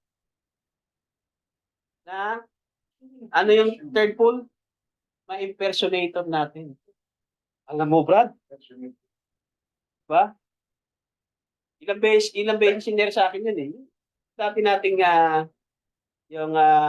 dati nating na alam mo, wala kaming gasol. Meron pang isa. Walang bigas. Nagsaing siya. Tubig lang. May bigas. Diba? Answered prayer. Diba? Hindi naman pwede sabihin, Brad, baka nagmamalikutan. Hindi talaga yung nangyari. Diba? Nung nagsaing siya, tubig lang, nagkaroon ng bigas. Pero hindi ako naniniwala, speaking the word yun. Answered prayer. Nagmiraculous ang Panginoon sa'yo, nagsaing ka ng tubig. Pagbukas mo, kanin na. Pero hindi pa third pull yun. He is speaking the word into existence.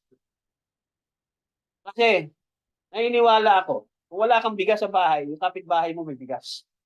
Yung tindahan may bigas. Yung kay Buddy Man, wala talagang squirrel doon. At existing. Di ba? So, kung meron ganun patotoo, may nagsaing, tapos nung sinaing niya, tubig lang. I believe, na totoo yung patotoo mo na yan, pero hindi ako naniniwala ng third pull doon. Ayun ay miraculous ng Panginoon, nagsaing ka. Bigas, tubig lang, nagpakulo ka ng tubig, pagbukas mo, kanin na. Tama? Miraculous ng Panginoon yun, pero hindi ako naniniwala ng third pull. Okay, kasi ang third pull mabigat, speaking the word of the Lord. The third pull. Ang problema mo lang bigas. Ang problema ni Joshua, kapag dumilim, mamamatay sila. So merong emergency doon. Diba? So hindi mo siya pwedeng sasalitain na basta-basta lang dahil lang wala kang bigas. Pero kung yan ang patotoo mo, nung nagsaing ka ng tubig, gubas, praise the Lord. That's miracle. Pero I don't believe that's the third pull. Mabigat ang third pull. Hindi natin pwedeng ma-impersonate ang third pull. Ang third pull ay speaking the word of the Lord. Ano yan? Ano na si Buddy Banang? Pinilis niya ang first seal, second seal. Ano yan? Word of the Lord. Tama? Word of the Lord yun eh. Sabi niya, this is the sword of the king, the word of the Lord. Then, nag-preach siya ngayon. Bumalik ka doon sa Jeffersonville. Diba? 7 seals. So, pinilit siya ngayon. First seal, second seal, third seal. Ano yun? Word of the Lord. Third pull din yun. Bukod pa yung manifestation ng third pull na speaking out of existence. Kaya mabigat ang third pull ka. Amen? Maaring first pull, ma-impersonate mo. Amen? Pero ang third pull hindi. So, wala makapag-personate. So, kung gusto natin ng third pull, kailangan daw ng katulad ng ng clock. Okay? At merong mga tinatawag na sinabi ang propeta, kailangan mo na anointed ka for the job, alam mong will of God, diba? Nangyayari at kailangan consecrated ang buhay natin, sinurrender natin, diba? At hindi na ang Diyos ang nagsalita through our voices. At kailangan naka-abide tayo. Amen. So, yan ang third pull, mga kapatid. Okay, napunta tayo doon sa nakaraan. So, yan yung ibalik uli ako doon sa isa. Yan. After the third pull tayo, so part 1. Okay, may part 2 pa. Kasi para makita pa natin kung ano naman yun sa panahon natin. Okay? Yung part 2. Sa last Sunday na dahil last 12 na eh. Now, katapos na ako, no? Sasamantalahin ko na. and i-end ko na, and ay pray tayo mga kapatid, at naniniwala ako na kung ito ay paniwalaan natin at na tinanggap natin, kaya pray natin na pagpalain tayo ng Panginoon, amen, sa pangangailangan natin bilang isang church at